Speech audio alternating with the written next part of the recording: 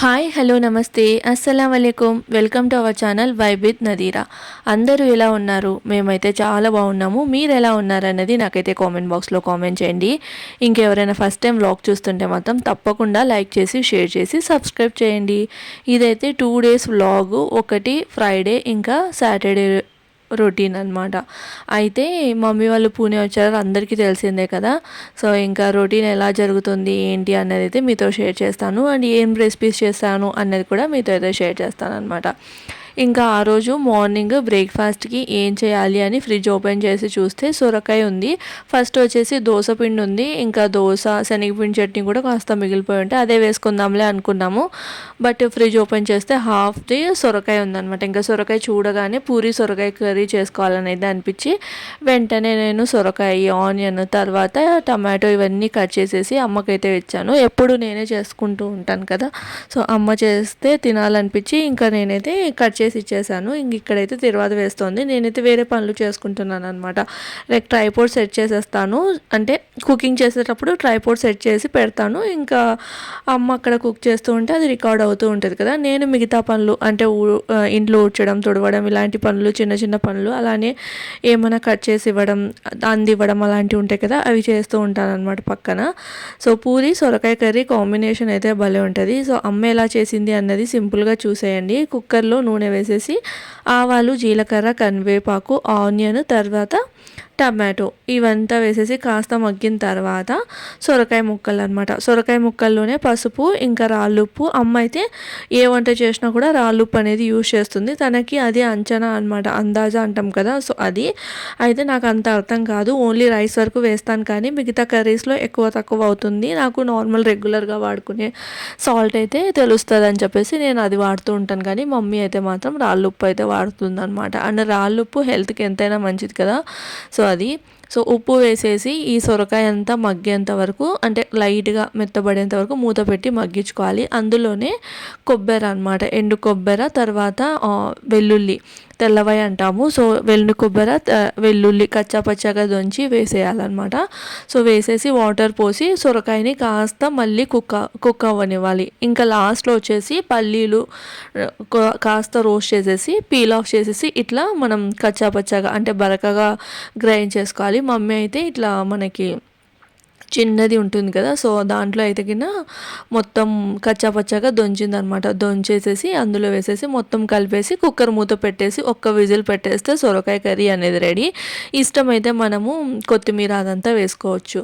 So ఇక్కడ అయితే ఇంకా స్నానానికి నీళ్ళు అయితే పెట్టేసి ఇక్కడ పూరీలు అయితే చేసేస్తూ ఉన్నాను అనమాట. అంటే ఎవరెవరు ఇంకా ఫ్రెష్ అయ్యి వస్తుంటే వేడివేడిగా తింటారులే అన్నట్లు. బయట వెదర్ అంతా లైక్ ఏంటి అంటే కింద కూల్గా ఉందన్నమాట, అప్పుడు వేడివేడిగా తింటేనే బాగుంటుంది కదా అన్నట్లు ఇంకెక్కడ పూరి తర్వాత సొరకాయ కర్రీ అయితే చేశాను. ఇక్కడ మొత్తం పూరీలన్నీ తెక్కేసి కాల్ చేస్తాను అనమాట, వేడివేడిగా కూర్చొని తినేయచ్చు కదా అన్నట్లు. సో ఇంకా దీని తర్వాత నేనైతే పెద్దగా ఆ రోజంతా ఏం రికార్డ్ చేయలేదు, కాస్త హెడేక్గా ఉండి ఇంకా ఆఫ్టర్నూన్ కూడా ముందు రోజు చేసిన కర్రీ అవన్నీ ఉన్నాయన్నమాట. ఇంకా వంట కూడా ఏం చేయలేదు. ఇక్కడ బ్రేక్ఫాస్ట్ చేస్తున్నప్పుడే ఇంటి పనులన్నీ చేసేసాను కాబట్టి పెద్దగా షూట్ చేయడానికి కూడా ఏమీ లేకుండే. ఇంకా మమ్మీ డాడీ వచ్చినప్పటి నుంచి నేనైతే లైక్ ఏంటి అంటే కిన ఎక్స్ట్రా పనులు అనేటివి ఏం పెట్టుకోను అనమాట. ఎక్కువ క్లీనింగ్ కానీ ఇలాంటివి ఏమి కానీ. సో టైం ఉన్నంతసేపు వాళ్ళతో మాట్లాడుతూ ఇంకా ఏదైనా ముచ్చట్లు అవి ఉంటాయి కదా, అవి చెప్పుకుంటూ కూర్చుంటాము. ఇంకా ఆఫ్టర్నూన్ టైమింగ్లో అలా కాసేపు పడుకొని లేచి దాని తర్వాత మళ్ళీ ఈవినింగ్ టీ పెట్టడము, ఇంకా నైట్ డిన్నర్ అయితే ఫిక్స్ జొన్న రొట్టె అయితే ఉంటుందన్నమాట. సో ఇప్పుడు డాడీ ఉన్నారు కాబట్టి కంపల్సరీ జొన్న రొట్టె అయితే ఉంటుంది. అలా ఉంటుంది రొటీన్ అంతా, ఇలానే జరుగుతుంది. మార్నింగ్ లేస్తున్నాం, తర్వాత నార్మల్గా బ్రేక్ఫాస్ట్, లంచ్ ఇలా అయిపోతూ ఉంది. అసలు డేస్ ఎలా గడుస్తున్నాయో తెలియదు. అండ్ ఇంకోటి చెప్పలేదు కదా, తమ్ముడు కూడా వచ్చారు. అయితే ఇది నెక్స్ట్ డే వచ్చాడు అనమాట, అంటే సాటర్డే రోజు బయలుదేరితే సండే రోజు అయితే వచ్చారు. సో అంటే ఇది ఏ రోజైతే వ్లాగ్ రికార్డ్ చేస్తున్నానో ఆ రోజైతే ఇంకా అప్పటికి తమ్ముడు అయితే రాలేదు, కానీ నెక్స్ట్ డే వచ్చాడనమాట. ఇంక ఇక్కడ అయితే నెక్స్ట్ డే రొటీన్ అంటే Saturday routine. Saturday morning, Saturday నైట్కి తమ్ముడు బయలుదేరుతాడు, సండే రీచ్ అవుతాడు. ఇది Saturday morning. So Saturday morning ఏంటంటే ముందు రోజు అలా కూర్చొని టీవీ చూస్తూ ఉన్నాము. టీవీ చూస్తూ ఉంటే అందులో దోశ చికెన్ కర్రీ అనేది చూపించారనమాట. సో ఇంకా వెంటనే నాకు కూడా తినాలనిపించి నెక్స్ట్ డే దోసపిండి ఎలానో ఉంది కదా, మన ఫ్రైడే రోజు ఇది పూరీ కర్రీ చేసుకున్నాం కాబట్టి ఇంకా దోసపిండి అలానే ఉంది. సో దోశ చికెన్ చేసుకుందామని చెప్పేసి నదీం మార్నింగ్ జిమ్కి వెళ్ళినప్పుడు నదీంకి వస్తూ చికెన్ అయితే తీసుకొని రమ్మని చెప్పాను. అది కూడా మమ్మీనే చేయమన్నాను అనమాట. ఏంటంటే మమ్మీకి కూడా ఇష్టం, లైక్ తను చేస్తే మేము తినడం తనకిష్టం కాబట్టి ఇంకా నాకు కూడా నేను చేసుకునే వంటలే తిని బోర్ అనిపిస్తుంది కదా అన్నట్లు ఇంకా మమ్మీనే చేయమంటే మమ్మీ ఇక్కడ చికెన్ కర్రీ చేయడానికి ఇంకా అప్పటికి చికెన్ తీసుకొని రాలేదు. సో ముందు మసాలా అంతా రెడీ చేసి పెట్టుకుంటే దాని తర్వాత చికెన్ వచ్చిన వెంటనే మంచిగా వాష్ చేసేసి ఇంకా చేయొచ్చులే. దోశలు ఏముంది చెప్పండి, ఫాస్ట్గా అయిపోతాయి. దోసపిండి కూడా కలిపేసి పెట్టుకుంది. ఇంకా సేమ్ తెలిసిందే కదా, అన్నీ అందిస్తూ ఇండ్లు క్లీన్ చేస్తూ ఇలానే నా రొటీన్ అయితే ఉంటుంది. సో ఇక్కడైతే అమ్మ కొబ్బరి పేస్ట్ అయితే వేస్తుంది అనమాట మసాలాకి, పులుసుకి చాలా బాగుంటుంది. ఆనియన్స్ కట్ చేసి టమాటోస్ కట్ చేసి అలా పెట్టే పులుసు కంటే కూడా మాకు ఇలా చేస్తేనే చాలా బాగా నచ్చుతుంది. సింపుల్గా ఎండు కొబ్బరి, కొత్తిమీర, ఆనియన్, తర్వాత అప్పుడప్పుడు చెక్క లవంగము, ఇంకా లేదు అంటే కినా స్కిప్ చేస్తూ ఉంటాం అనమాట. కాస్త డిఫరెంట్గా తినాలనిపించినప్పుడు చెక్క లవంగము, బిర్యానీ అలా చేస్తున్నప్పుడు చెక్క లవంగం కూడా వేస్తుంది అమ్మ. అంటే ఈ మసాలా గ్రేవీ పక్కనగా చేసినప్పుడు అనమాట. ఇప్పుడైతే ప్రజెంట్ ఎండు కొబ్బరి, కొత్తిమీర, ఆనియన్, అల్లం వెల్లుల్లి ఇవంతా వేసేసి ఇంకా నేనైతే గ్రైండ్ చేసి ఇచ్చేసాను. ఇక్కడైతే లైక్ పోపు అయితే వేసేస్తుంది అనమాట. ఇట్లా కుక్కర్ పెట్టేసి కాస్త ఆయిల్ వేసేసి దాంట్లో ఆనియన్స్ పొడుగుగా కట్ చేసుకున్న ఆనియన్స్ ఎర్రగా వేగేంత వరకు, అంటే ఎక్కువ ఎర్రగా వేపుకుంటూ ఉంటుంది. కానీ ఈరోజు మాత్రం వెంటనే చికెన్ అయితే వేసిందనమాట. దానివల్ల ఏమైంది అంటే కర్రీ అయితే టేస్ట్ బాగుంది కానీ కాస్త కొంచెం లైట్గా లైక్ ఏంటి అంటే కన్నా మధ్యలో ఆనియన్స్ అలా తగులుతూ ఉంది అనమాట. సో మాకు అంత ఇష్టం ఉండదు అట్లా మధ్యలో ఆనియన్స్ తగిలితే, అందుకని చెప్పేసి ఆనియన్ కూడా మిక్సీ జార్లో వేసే గ్రైండ్ చేస్తూ ఉంటాం. బట్ మమ్మీ ఏంటి అంటే కింద ఆ రోజు ఫాస్ట్గా వేసేసిందో ఏమో కానీ ఇంకా ఆనియన్ వేగకముందే ఈ చికెన్ అయితే వేసేసింది. సో చికెన్ వేసేసి కాస్త మగ్గనివ్వాలి చికెను. ఇందులో కొంచెం రాళ్ళుప్పు అయితే వేస్తుందన్నమాట. తర్వాత పసుపు వేసే కలుపుతుంది కాబట్టి పసుపు అనేది చూసుకొని వేసుకోవాలి. ఇలా చేసుకున్న చికెన్ పులుసు దోశలోకి అయితే భలే అంటే భలే ఉంటుంది. ఒకసారి అయితే మీరు కూడా ట్రై చేయండి. అండ్ ఎంతమందికి ఈ దోశ చికెన్ పులుసు కాంబినేషన్ తెలుసా అన్నది కూడా నాకైతే కామెంట్ చేయండి. రాయలసీమ వాళ్ళకైతే కంపల్సరీ తెలిసే ఉంటుంది. చాలామంది దోశ చికెన్ అంటే అదేంటి వెరైటీ కాంబినేషన్ అంటూ ఉంటారు, కానీ ఒక్కసారి తిని చూస్తేనే తెలుస్తుంది కదా. దోశ చట్నీ కాంబినేషన్ కంటే కూడా ఏదైనా పులుసు కూర, ఇంకా నాన్ వెజ్ అయితే బెస్ట్ ఉంటుంది. అలా లేకపోయినా కూడా ఆలు వంకాయ వేసి కొంచెం పులుసులాగా పెట్టుకొని అలానే వంకాయ పులుసు ఇలాంటివన్నీ ఏదైనా కానీ పులుసు ముంచుకొని తింటే భలే ఉంటుంది. సో ఇంకా ఆ యూట్యూబ్లో చూడడం ఆలస్యం, నెక్స్ట్ డే నదీంతో జిమ్ నుంచి వస్తూ ఈ చికెన్ అయితే తెప్పించుకున్నాం అనమాట. 1/2 కిలో తీసుకొని రమ్మని చెప్పాం. లైక్ మార్నింగ్ బ్రేక్ఫాస్ట్కి మాత్రమే సరిపోయేంత, మళ్ళీ ఆఫ్టర్నూన్ ఏమొద్దు. నెక్స్ట్ డే తమ్ముడు కూడా వస్తున్నాడు, దట్టు సండే. ఎంత కంట్రోల్ చేసుకున్నా కూడా సండే రోజు మళ్ళీ నాన్ వెజ్ తినాలనిపిస్తుంది కాబట్టి సో సండే రోజు మళ్ళీ తెచ్చుకోవచ్చులే అన్నట్లు హాఫ్ కిలో తీసుకొని రమ్మంటే ఇంకా నదీం ఎవరికి సరిపోతుంది, కిలో తీసుకొని వస్తానని చెప్పి ఇంకా కిలో అయితే తీసుకొని వచ్చారు. కానీ మమ్మీ మొత్తం ఇంకా ఉంటుంది కదా మనకి బోన్ ఉంటుంది కదా, బోన్తో ఉన్న పీసెస్ అన్నీ పులుసు పెట్టిందనమాట. బోన్లెస్ అంతా పక్కకు తీసేసింది. కావాలంటే మధ్యాహ్నం లైక్ చికెన్ గ్రేవీ లాగా అంటే దగ్గరికి మసాలా లాగా చేసుకొని దానికి బగారా రైస్ కాంబినేషన్ చేయొచ్చని.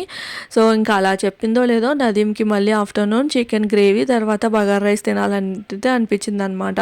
ఇంకా నేను అప్పటికి చెప్తున్నాను నెక్స్ట్ డే యాక్చువల్లీ తమ్ముడు వస్తున్నాడంటే బిర్యానీ ప్లానింగ్ ఉంది. సో మళ్ళీ ఈరోజు మసాలా నెక్స్ట్ డే మసాలా అంతా నాన్ వెజ్ ఎక్కువ అయిపోతుందేమో అంటే కినా ఏం కాదు అన్నట్లు ఇంకా మమ్మీ కూడా మళ్ళీ ఆఫ్టర్నూన్ మళ్ళీ చికెన్ మసాలా అయితే చేసింది. అప్పటికి మార్నింగ్ చెప్తున్నాను అనమాట, మొత్తం ఒకటేసారి చేసేసి ఆఫ్టర్నూన్ కాస్త రిలాక్సింగ్గా ఉంటుందని. అట్లా కాదు, మార్నింగ్ సపరేట్గా చేస్తా, ఆఫ్టర్నూన్ సపరేట్గా చేస్తా అనేది అంటూ ఉంది. దట్టు ఏంటి అంటే నేను చేయొచ్చు, కానీ నేను ఇంకా అప్పుడు డీమార్ట్ వెళ్ళాలన్నమాట. కొన్ని సరుకులు అయితే అయిపోయాయి, ఆయిల్ ప్యాకెట్ అలానే రైస్ ప్యాకెట్ అదంతా తెస్తామని చెప్పేసి డీమార్ట్ వెళ్ళాలి. సో ఇంకా అప్పటికి వెదర్ బాగుంది, ఎండ కాస్తుందన్నమాట. మార్నింగ్ అంతా మేఘం అంతా ముడుచుకున్నట్లుంది, కానీ అప్పటికి ఎండ కాస్తూ ఉంది. సో ఎండ ఉన్నప్పుడు వెళ్ళి వెంటనే ఈ బియ్యం ప్యాకెట్ అది తెచ్చుకుంటే ఇంకా టెన్షన్ ఉండదు కదా.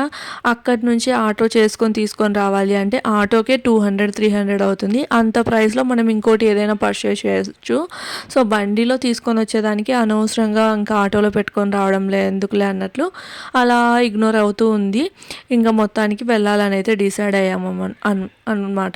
సో ఈ బ్రేక్ఫాస్ట్ మంచిగా తిని వెళ్ళి ఇంకా డీమార్ట్లో షాపింగ్ అదంతా చేసి ఆఫ్టర్నూన్ వచ్చేద్దామని అయితే అనుకున్నా. అందుకని మమ్మీ ఇంకా ఆఫ్టర్నూన్ మేము వచ్చేసరికి బగారా రైస్, చికెన్ గ్రేవీ అయితే చేసిందనమాట. సో చూస్తున్నారు కదా, చికెన్ని మంచిగా మగ్గనిచ్చి అందులో రాళ్ళుప్పు చెప్పాను కదా, అలానే పసుపు లైట్గా, దాంతోపాటు కారము, ధనియాల పొడి, లైట్గా జీలకర్ర పొడి కూడా మేము ఎక్కువగా అయితే యూజ్ చేయమన్నమాట.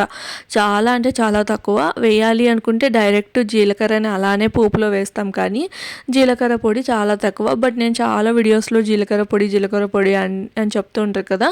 సో ఏదైనా పర్టికులర్ వీడియో నేను అంటే రెసిపీ ఏదైనా యూట్యూబ్ చూసి ఫాలో అవ్వాలి అనుకున్నప్పుడు same to same ingredients waste చేస్తేనే దాని టేస్ట్ అనేది తెలుస్తుందని చెప్పేసి కాస్త అయితే ఇంట్లో చేసి పెట్టుకున్నాను. సో అదైతే అమ్మ వేసింది. చికెన్ మసాలా అదంతా ఏం వేయాల్సిన అవసరం లేదనమాట.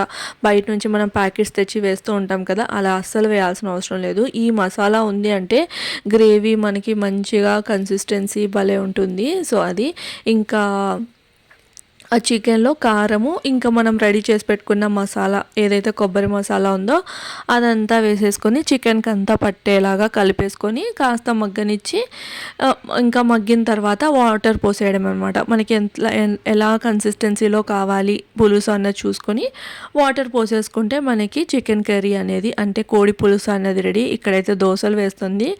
అయితే దోశలు ఐరన్ ప్యాన్ మీద వేస్తుంది అనమాట. ఈ ఐరన్ ప్యాన్ ఏంటి అంటే నేను ఒకటి బిర్యానీ ఎప్పుడైనా దమ్ చేయడానికి పెడుతూ ఉంటాను కదా, అప్పుడు ఒకసారి, ఇంకా లేదంటే జొన్న రొట్టెలకి మాత్రమే యూజ్ చేస్తాను. బట్ మమ్మీ దాన్ని మంచిగా క్లీన్ చేసేసి ఒకసారి మొన్న అయితే వేసుకొని చూసింది. ఒక 2-3 దోశలు అయితే పోయాయి, కానీ దాని తర్వాత దోశలు అయితే బాగా వచ్చాయి. ఇంకా దాని తర్వాత మళ్ళీ రైట్కి రొట్టె చేస్తుంది కదా, సో నేను అదే అంటున్నాను వస్తుందా లేదా అని. కానీ వస్తుంది, ఒక్క దోశ మాత్రం పోతుందిలే, ఇంకా దాని తర్వాత బాగా వస్తాయి.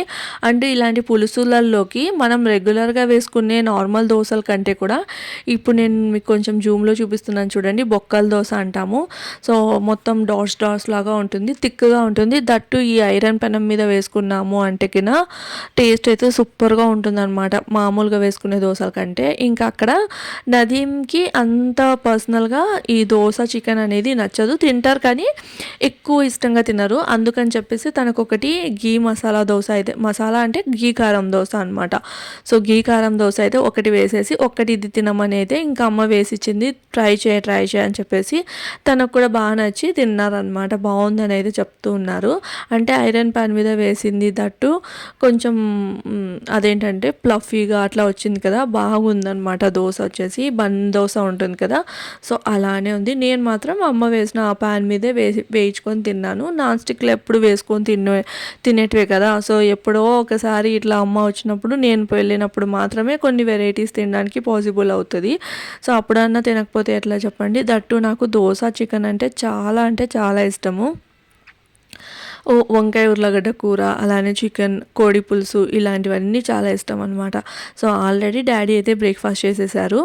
ఇంక ఇక్కడ నేను నదీం అయితే కూర్చున్నాం అనమాట. ఇంకా అమ్మ కూడా తీసుకొని వచ్చి అలా సోఫా సెట్లో అయితే కూర్చొని తను కూడా తింటోంది. ఇలా ముగ్గురం అయితే మంచిగా బ్రేక్ఫాస్ట్ అయితే చేసామన్నమాట. ఒకరోజు ముందేమో పూరి ఇంకా సొరకాయ కర్రీ, సాటర్డే రోజు మార్నింగ్ వచ్చేసి ఈ దోశ చికెన్ పులుసు అనమాట. చూస్తున్నాను కదా, భలే అంటే భలే ఉంది. ఏంటి అంటే నేను ఇంకా ఈ మధ్యకాలంలో కాస్త పోర్షన్ కంట్రోల్ అయితే చేస్తూ ఉన్నాను అనమాట. డైటింగ్ అదంతా ఏం లేదు, కానీ జస్ట్ పోర్షన్ కంట్రోల్. ఇంత నచ్చినప్పుడు నేనైతే ఒక రెగ్యులర్గా అయితే 2 దోసలే తింటాను. ఇప్పుడు పోర్షన్ కంట్రోల్‌లో ఒక్కటే తింటాననమాట. బట్ ఆ రోజు మాత్రం ఇంకా అడిగి మరీ చేయించుకున్నాను కదా! ఒక్కటే తింటే ఇంకా అమ్మ తిట్టేస్తుందని చెప్పేసి నేనైతే ఇంకా 2 దోసలైతే మంచిగా కూర్చొని తిన్నాననమాట.